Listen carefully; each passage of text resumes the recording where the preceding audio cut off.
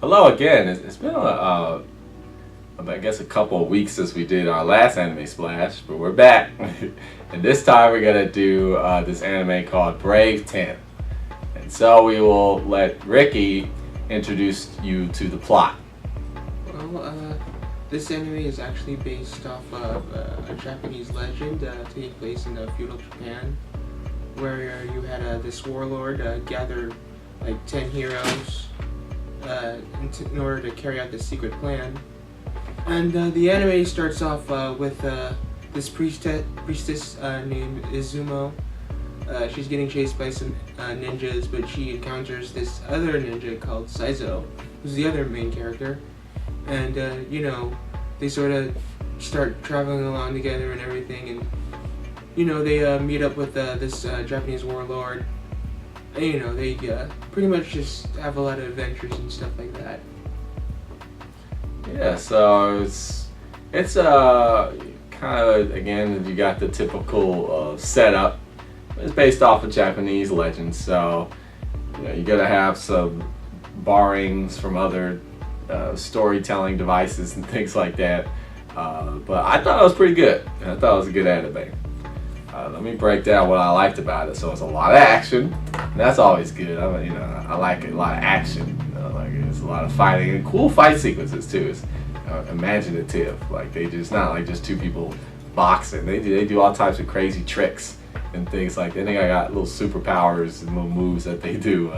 And that's cool. Like each character has a trademark move, but and then the characters. Some characters have multiple signature moves. So I thought that was good, especially the main character. You got kind of a palette of super attacks. So yeah, I found it like the action kind of similar to Naruto. Maybe just because you have the ninjas and they have these magical abilities and stuff like that. So I thought it was like action-wise, it's pretty similar to Naruto. There you go. So if you like Naruto type of action, then you'll like the Brave 10 action sequences as well. What else? So the feudal Japan setting, I thought they did very well. That was cool. There's a numerous amount of anime based off of the feudal Japan setting. Some are take it good, some take it bad, but this one took it good. I thought I liked it. It was cool. I thought the characters were pretty interesting. They got a number of different characters.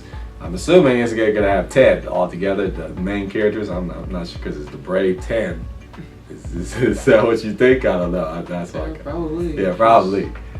Well, we saw the first 3. They didn't have all 10 yet, did they? Or? Well, no. I mean, they show like I guess is all of them in the opening. Yeah. So, you have a dude with Saizo, and you have Izumo, and like she has some sort of latent ability.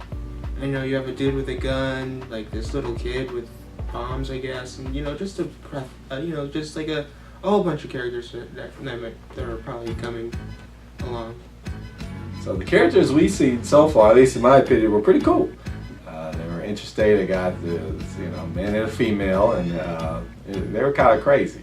I don't want to spoil too much, just in case you were interested in watching it, but they're pretty interesting. I do have to say, however, even though they're very interesting, they are kind of nice to look at. They are very kind of cliche. It's not too cliche, but I mean, you can definitely see the archetypes there. And I mean, you gotta take that for what it is. Many people like the archetypes, right? I mean, it's familiar territory. You know exactly, okay, this character is this. It's kind of cool. Sometimes when you make characters too different, it kind of makes people want to not watch because they're not familiar with that. So, that might not be a bad thing depending on who you are, the type of person you are. I just like to, when you start seeing the same archetypes every show, it starts getting kind of tiresome. Even though it seems to me that the characters had a lot of good potential, but then there's the laziness involved, and they gotta fall back to those stereotypical archetypes, and it's like, man, you could have boosted it up a little better.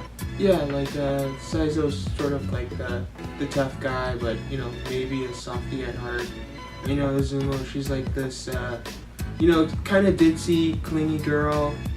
And just like us, the Japanese warlord is like this this really cool guy, and you know, just like you'll recognize the archetypes. You know, the moment you probably like a little bit into the show when you see them. So, you know. How many, not only anime, just shows in general, have those kinds of characters?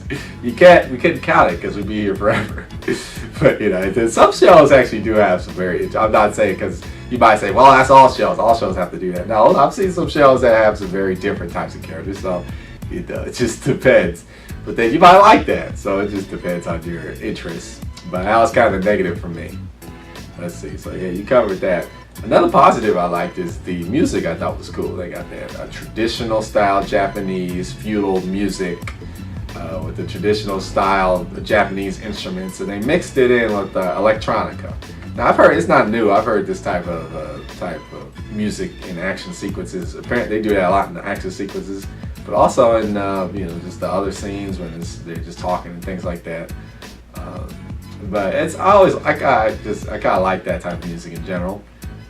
And I thought this series did it well, mixing that traditional style with the new, you know, modern day electric music. I thought that was kind of cool. So, bottom line, would you continue watching this show after watching the last 3 episodes? I would. Yeah, you know. These are the first 3. Yeah, I definitely would. You know, just. I mean, who knows what? I mean, some might say the story's a bit predictable, but hey, it might go some other way. You know, depending on how you watch it, or I mean, unless you're familiar with the legend, but you know, I'm not, so. Yeah, that's cool. This is a really good show. I thought this was good. This is one of the better shows I've seen in this series. Definitely good.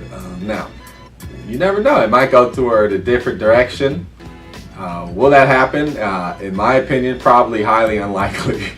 In which case, I'm not going to continue watching the show because I already know what's going to happen.